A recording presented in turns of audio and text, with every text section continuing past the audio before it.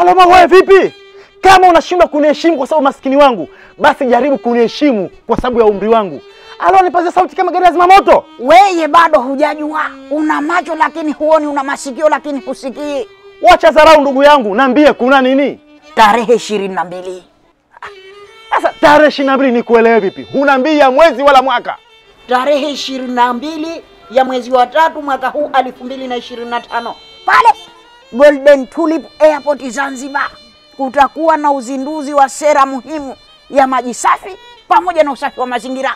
Sasa mama, unataka nikuulize, hii sera itasaidia nini hasa? Sera hii itaboresha usimamizi wa maji safi pamoja na maji taka. Aha, kama lile bomba lililo nyuma ya nyumba yako unalovuja.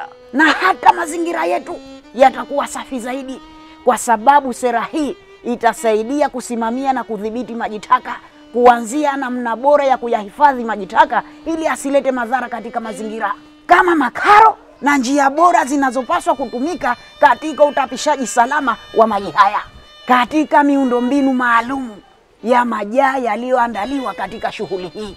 Kwa mfano, Jala Kibele. Oho. Kwa maana hiyo maji haya tusimwage tena katika mashamba yetu. Lakini ni mbolea mzuri hii. Sasa kushanielewa.